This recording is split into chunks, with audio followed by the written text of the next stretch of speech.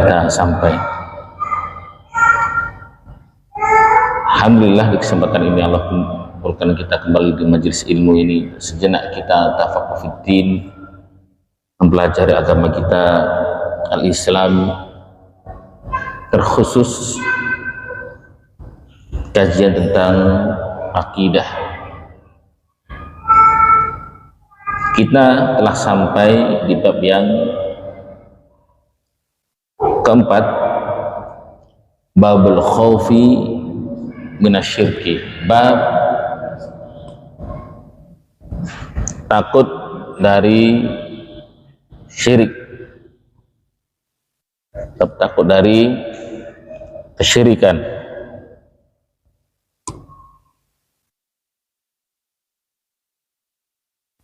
Lantas di pertemuan yang lalu pun kita sudah jelaskan bagaimana kita takut dari syirik itu, apa bukti seseorang takut dari syirik itu, sudah kita jelaskan.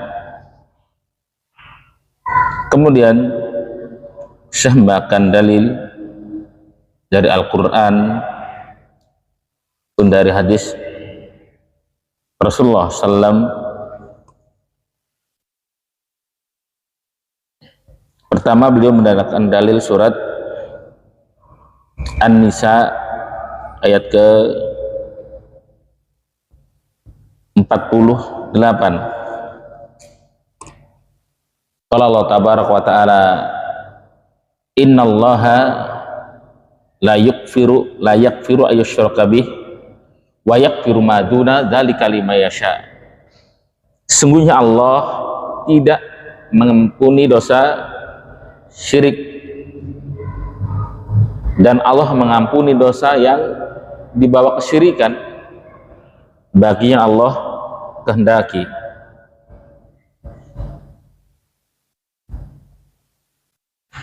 Pun beliau membawakan doa Al-Khalil Ibrahim alaihissalam, wa janubni wa baniya an na'budal asnam,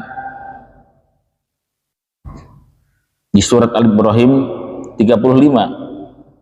Jauhkan aku beserta anak cucuku dari menyembah berhala-berhala.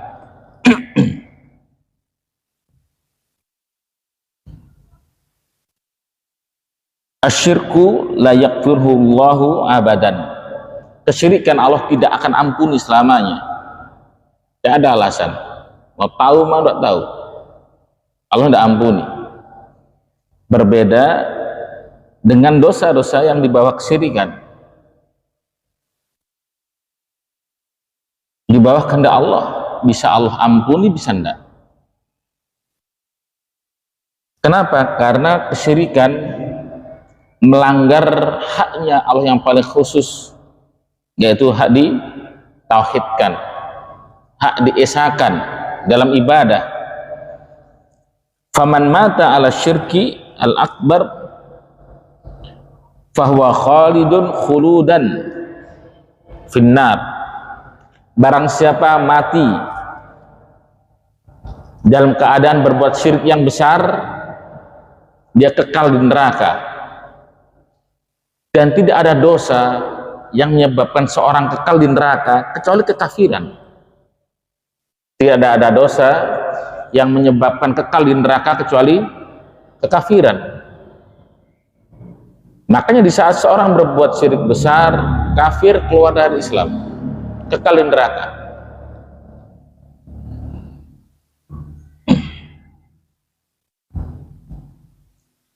Walau mata ala syirkil asghar fa innahu yu'adzabu biqadri syirkihi thumma yadkhulul jannah. Adapun orang yang berbuat syirik kecil, dia akan masuk neraka diazab sesuai dengan kadar syiriknya itu, sesuai dengan kadar syirik kecilnya itu.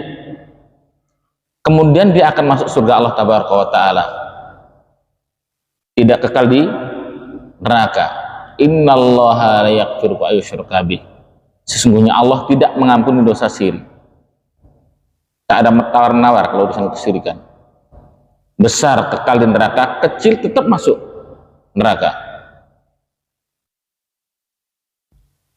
Bahkan Nabi yang mulia Al-Khalil Ibrahim alaihissalam pun berdoa, yang dikala itu Makkah belum berpenghuni, tidak ada penduduknya, belum ada penduduknya, yang ada hanyalah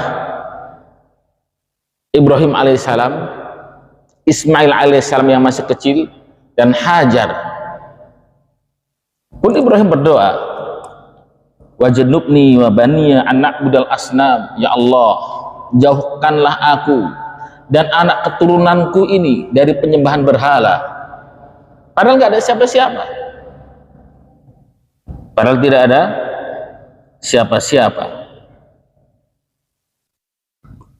Kalaulah Ibrahim alaihissalam, kekasih Allah, Abul Anbiya, bapaknya para nabi Ibrahim ini, dari keturunan Ibrahim banyak yang menjadi nabi, salah satunya Nabi kita Muhammad SAW. Kalau runut nasabnya bersama ke Ibrahim alaihissalam, Imam al-Hunafa, imamnya orang-orang yang bertauhid, itu pun masih takut terkena kesyirikan. Apatah lagi dengan kita, generasi yang jauh dari zaman kenabian nubuwah, tentu harus lebih takut terhadap kesyirikan. Wajnubni wa baniya anak budal asnam, jauhkanlah aku dan anak keturunanku dari penyembahan asnam, berhala. Jadi asnam itu tidak ada pilihan lain kalau di bahasa kita diterjemahkan berhala. Tapi begini, ulama menjelaskan, asnam, al-asnam bentuk jamak dari sonam.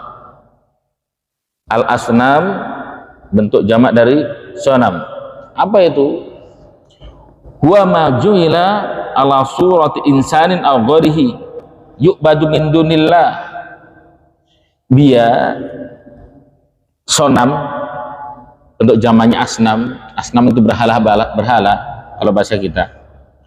Sesuatu yang dibentuk, sesuatu yang dibentuk dengan bentuk manusia atau yang lainnya, itu sonam itu. Jadi dibentuk patung, dibentuk harimau lah, dibentuk burung elang lah, dan seterusnya. Nah, itu sonam. Amal wasan, adapun wasan, fahuwa ma'ubida min dunillah ala ayyi wajhin kana. Wasan itu segala sesuatu selain Allah yang disembah, yang diibadahi, apapun bentuknya. Tapi kalau di bahasa kita, dua-duanya, baik sonam ataupun wasan, diterjemahkan berhala. Jadi gini, kalau sonam tadi dia dibentuk sonam.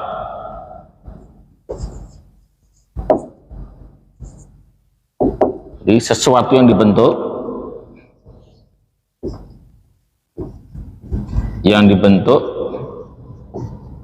dengan bentuk manusia, hewan, dan lain-lain. Adapun wasan,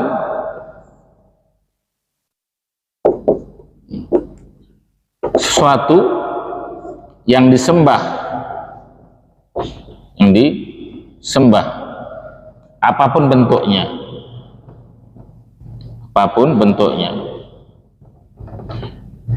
sesuatu yang disembah selain Allah, apapun bentuknya, itu wasan. Jadi kalau sonam, asnam, masuk di situ patung-patung kesyirikan itu, patung-patung kesyirikan yang disembah, masuk di situ. Entah kalau zaman sekarang apa, kalau yang di patung singa itu apa nama itu? Sping atau apa itu? Nah itu masuk tuh. Adapun wasan, sesuatu selain Allah yang disembah, apapun bentuknya, lebih umum. Contoh seseorang menyembah pohon, mengibadahi pohon. Ada atau enggak sekarang? Masih ada atau enggak orang yang mengibadahi pohon sekarang? Masih ada. Nanti kalau mau mengadakan acara takut sial, ngasih sesajen kepada pohon. Itu bentuk peribadahan, wasan. Atau seorang menyembah kuburan, meminta kepada kuburan, wasan itu. Atau seorang ke sumur tua, tempat yang angker, memberi sesembahan, wasan itu. Kalau di kampung kami di Jawa itu orang kalau mau nanam padi di pojokan sawah, disitulah apa namanya, disitulah ada ketupat lah, nyembelih ayam lah, telur dan seterusnya, wasan itu. Kalau di sini sebagian tempat untuk buang sial, nyembelih ayam dihanyutkan ke sungai, wasan itu. Apapun yang disembah selain Allah, dia wasan. Adapun kalau sesuatunya itu dibentuk, disembah, diibadahi, itu sonam. Tapi di negeri kita, entah di ayat atau di hadis Rasulullah SAW, di saat ada kata-kata asnam atau wasan, dua-duanya diterjemahkan berhala. Wajnubni wabaniya anak budal asnam, jauhkan aku dan anak keturunanku dari penyembahan berhala. Maksudnya asnam ini penyembahan berhala yang apa ya? Dibentuk, dipahat, disemen dan seterusnya. Kemudian Syekh membawakan dalil hadis Rasulullah sallallahu alaihi wasallam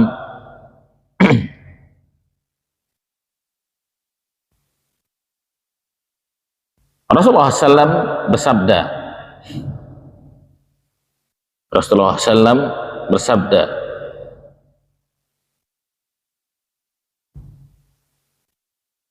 akhwafu ma akhafu alaikum asyirkul asghar.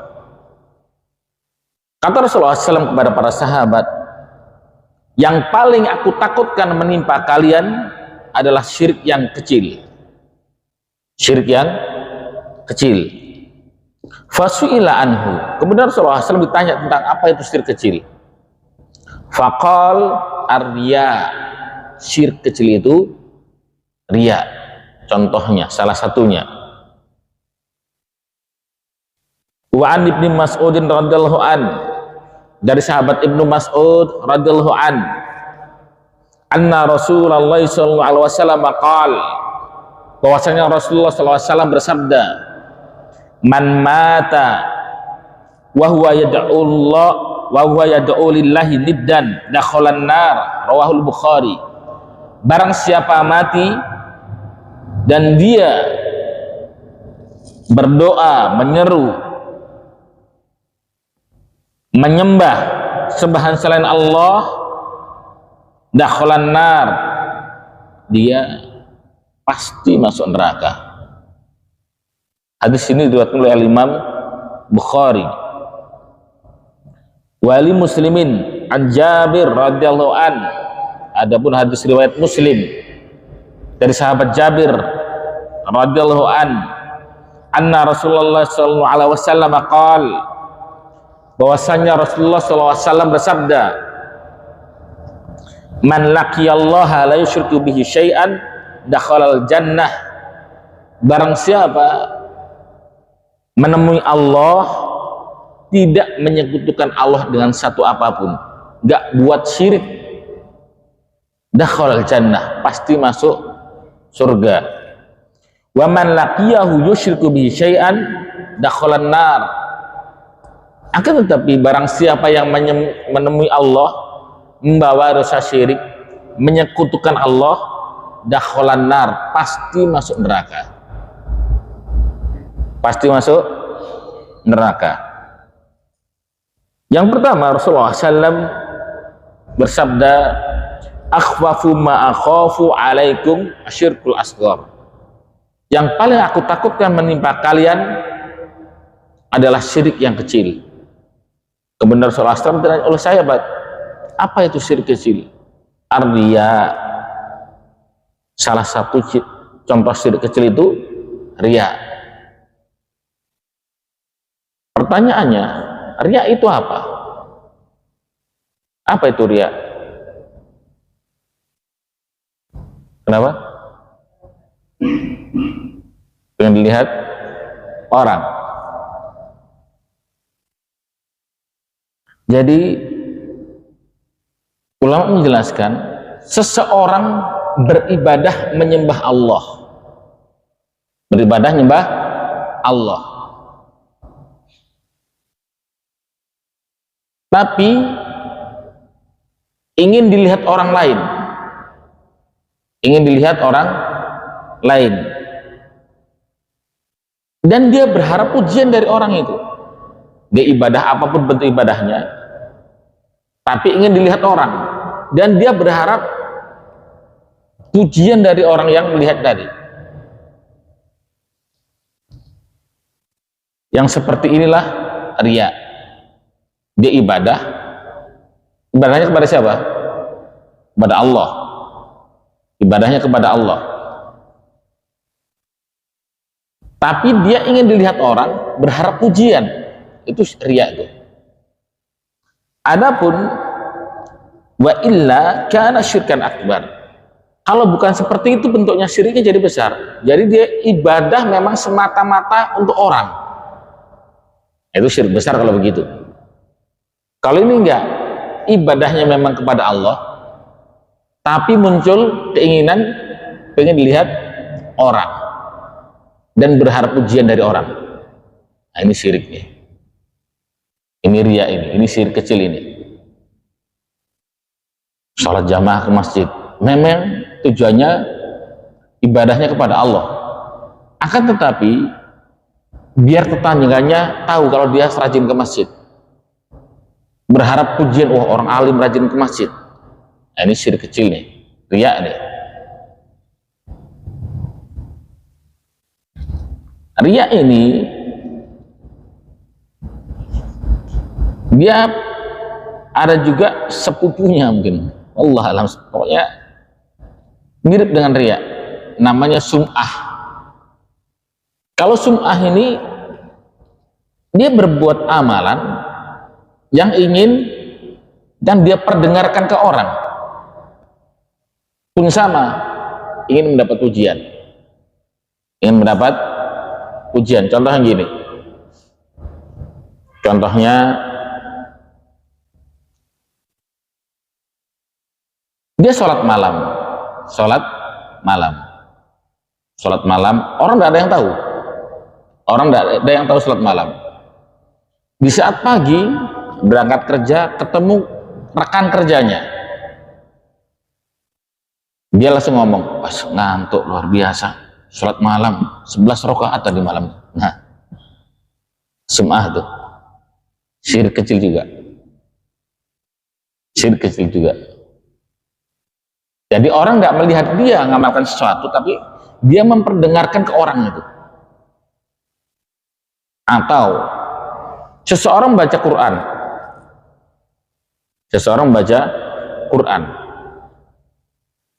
dibuat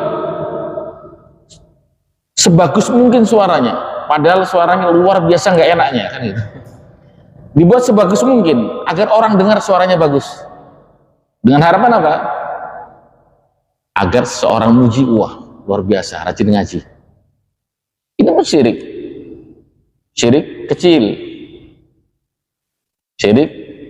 kecil, mirip dengan riya ini. Nah sekarang sahabat saja, generasi emas, sahabat yang mulia, generasi emas, sebagiannya dijamin masuk surga oleh Rasulullah SAW. Bagaimana tidak, Rasulullah SAW yang bersabda, khairun nasi qarni, thumma alladhina yalunahum. Sebaik-baik generasi di zamanku, yaitu zaman sahabat. Tsummal ladzina yalunahum, ada kemudian zaman setelahnya, yaitu zamannya tabi'in. Tsummal ladzina yalunahum, kemudian setelahnya lagi, yaitu zamannya tabi'ut tabi'in. Generasi emas ini. Itu saja Rasulullah SAW masih khawatir sahabat terkena kesyirikan. Hadisnya, kalimatnya akhwafu. Kalimatnya akhwafu. Sangat kukhawatirkan. Jadi sedikit berbelok ke bahasa Arab. Kabirun, besar. Akbaru, paling besar. Makanya kita sholatkan Allahu Akbar. Nah, Allah paling besar, maha besar. Khaufun, takut. Akhwafu, paling takut. Jadi Rasulullah SAW sangat takut sekali sahabat terkena syirik kecil ini. Kalaulah sahabat generasi mulia yang mendapat rekomendasi dari Rasulullah SAW, sebagainya di zaman masuk surga, itu saja takut Rasulullah SAW mereka terkena kesyirikan, bagaimana dengan kita? Kita generasi mulia atau enggak? Jauh dari kata mulia kita ini. Kita generasi terbaik atau tidak? Jauh dari kata terbaik.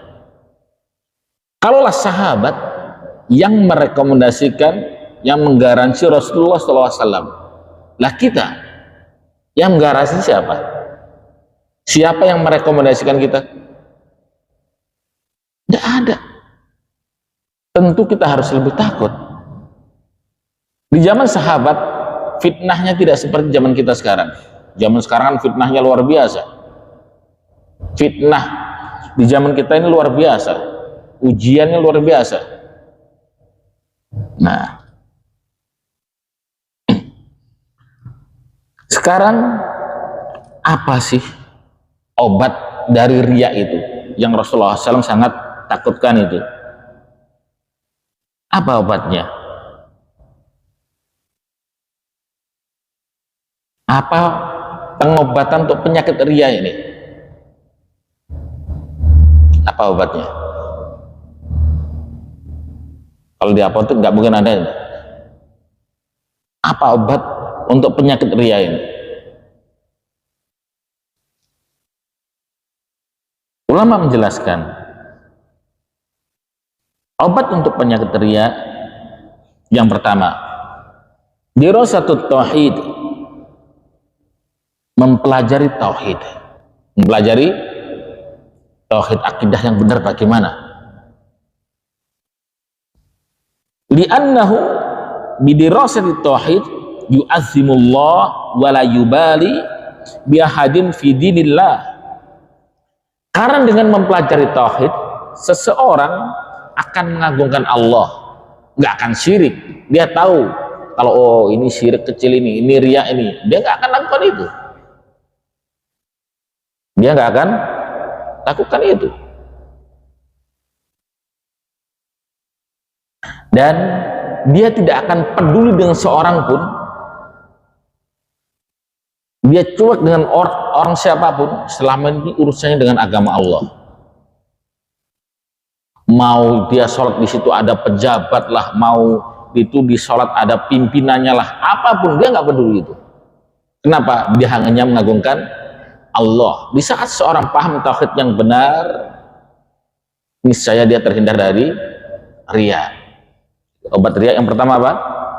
Pelajari tauhid. Nah,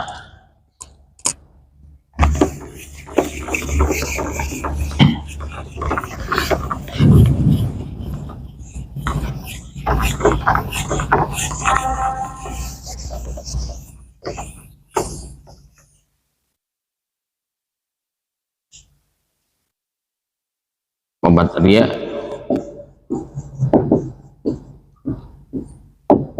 mempelajari tauhid. Karena dengan tahu tauhid yang benar, seseorang akan mengagungkan Allah. Nah, yang kedua, ad-du'a, dengan berdoa kepada Allah agar dijauhkan dari riya. Rasulullah SAW mengajarkan satu doa agar seorang terhindar dari kesyirikan. Nah, Rasulullah SAW mengajarkan doa ini kepada sahabat yang mulia Abu Bakar radhiyallahu an. Allahumma inni a'udzubika an usyrika bika syai'an wa ana a'lam. Ya Allah, aku berlindung dari dosa menyekutukan Engkau, dari dosa kesyirikan, dan aku tahu itu syirik. Kadang sebagian orang tahu itu syirik tapi dia tetap lakukan. Wastaghfiru minadz-dzambil ladzi la a'lam, dan aku mohon ampun ya Allah dari dosa-dosa kesyirikan yang aku nggak tahu kalau itu syirik. Ini satu doa yang Rasulullah SAW ajarkan kepada Abu Bakar radhiyallahu an. Nah, karena syirik kecil, sebagaimana Syekhul Islam jelaskan, bagaikan lautan tak bertepi cabangnya, bermacam-macam, beraneka ragam bentuknya, yang kadang sebagian orang nggak sadar kalau itu syirik. Jadi yang kedua yaitu berdoa. Bukankah Allah yang berfirman, waqala rabbukum ud'uni astajib lakum, berdoa kepadaku niscaya aku kabulkan doa, niscaya aku kabulkan doamu. Pasti Allah kabulkan kalau kita minta. Nah, obat syirik yang kedua, obat riya yang kedua apa itu? Doa.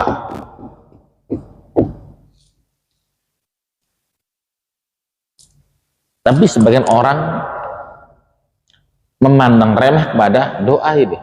Masa iya cuma doa aja? Nah, Allah yang firmankan, Allah yang perintahkan, masa kita ya ragu dengan perintahnya Allah? Tidak patut seorang muslim ragu dengan janjinya Allah. Pasti Allah kabulkan. Ud'uni astajib lakum, doa kepadaku, minta kepadaku, pasti kabulkan.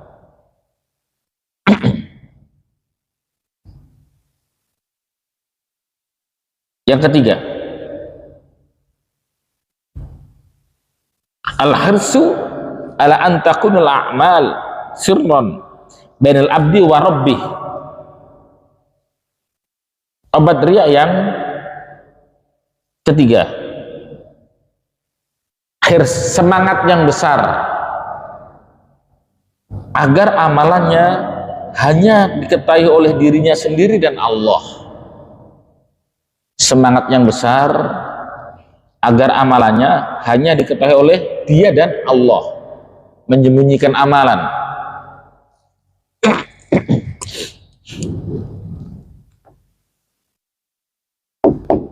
Semangat yang besar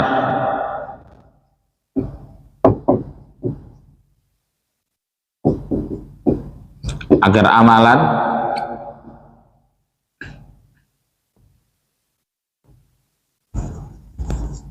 hanya diketahui dirinya dan Allah, diri sendiri dan Allah, nggak perlu orang lain tahu. Dan kita upayakan punya satu amalan, upayakan punya satu amalan yang hanya kita yang tahu, yang hanya kita yang tahu. Al-Imam Ahmad rahimahullah ta'ala itu sholat malamnya luar biasa, sholat malamnya luar biasa. Tapi ada kadang di satu saat keluarganya tidak tahu kalau dia sholat malam. Jadi dia sholat malam, dan kira-kira istrinya mau terbangun, dia pura-pura tidur.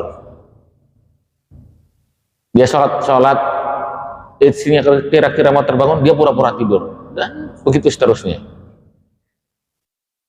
Kenapa? Dia ingin amalan itu hanya dirinya yang tahu dan Allah yang tahu.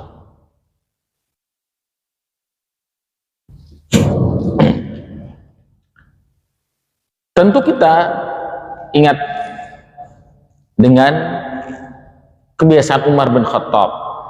Kebiasaan Umar bin Khattab radhiyallahu an. Umar di saat menjadi khalifah, kalau malam apa kerjaannya Umar? Ronda sendiri, keliling, mana yang kekurangan, dia panggul sendiri makanan itu ditaruh di depan fakir miskin. Dan di zaman ini ada seorang ulama, subhanallah, salah satu perintis Universitas Islam Madinah, Syekh Ibn Baz. Syekh Ibn Baz. Beliau ulama yang masya Allah, salah satu perintis Universitas Islam Madinah. Beliau hampir-hampir tidak menikmati gajinya dari kerajaan.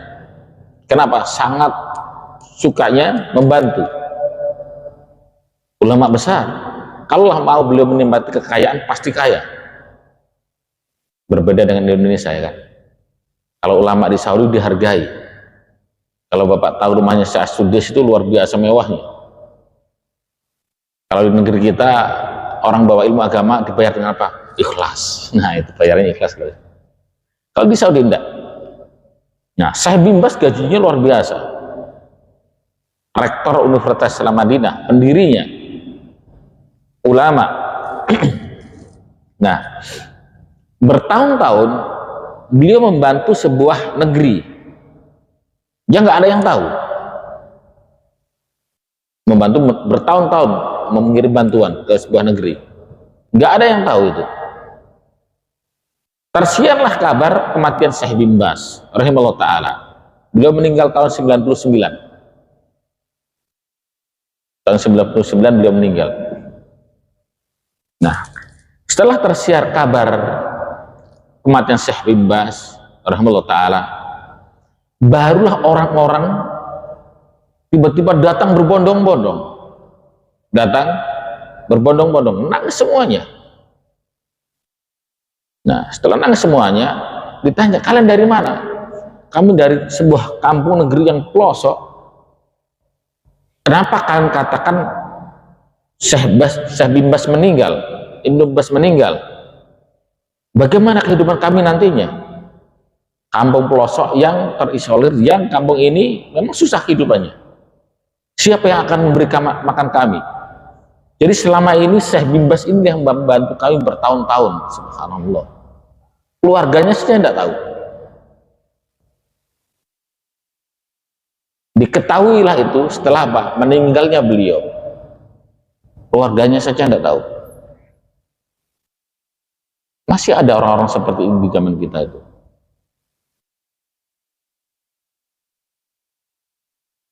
Jadi apa? Menyembunyikan amalan. Dia bersemangat kalau amal itu cukup dia dan Allah yang tahu. Tapi jangan pula seperti sebagian jamaah yang mengatakan kalau memberi, tangan kanan memberi, tangan kiri jangan sampai tahu. Jadi kalau sedekah, tangan kanan gini, kirinya disembunyikan. Nah, itu nggak seperti itu juga.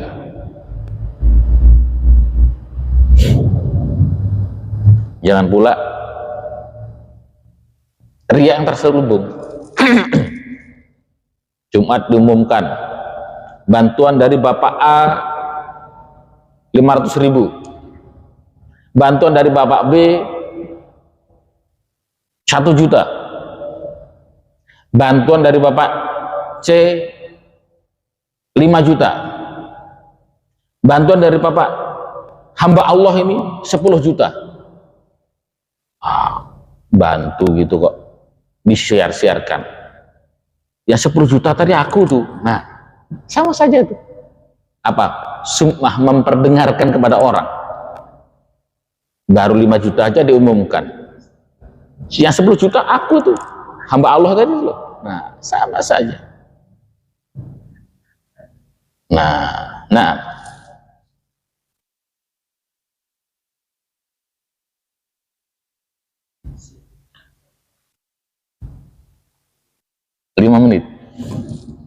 Obatnya tinggal berapa nih? Dua lagi. Ya, saya bacakan cepat saja, nggak saya tulis ya. Dicatat sendiri-sendiri. Yang keempat, tidak meninggalkan amal dengan dalih takut terjatuh kepada riya. Pak, kenapa nggak sholat jamaah di masjid? Ah, nanti riya, nggak usah jamaah ke masjid. Salah. Pak, kenapa nggak nyumbang lagi kalau ada di hari Jumat? Ah, takut riya, nggak usah nyumbang. Itu pun salah. Justru di saat seorang meninggalkan amalan karena takut riya, takut kepada manusia, pun syirik itu. Bisa dipahami atau enggak? Dia meninggalkan amalan nih. Kenapa kok meninggalkan amalan ini? Karena manusia. Kenapa nggak sholat ke masjid tadi? Karena manusia. Takut riya. Yang seperti ini pun syirik. Nah, kenapa nggak nyumbang lagi? Wah, takut riya. Meninggalkan amalan karena manusia, syirik juga. Serba salah kan? Yang ke-5, terakhir, memperbanyak amalan soleh yang mengingatkan kepada akhirat, seperti ziarah kubur, tentu dengan memperhatikan syarat-syarat yang harus dipenuhi tentang ziarah kubur. Wallah alam. Mungkin itu, silahkan kalau ada yang mau ditanyakan. Iya. Konsepsi ini saya pahami bahwa kalau orang kafir itu memang tidak sedikit memang kafir. Iya. Berarti ini jatuhnya kepada orang Islam bisa lain-lain apa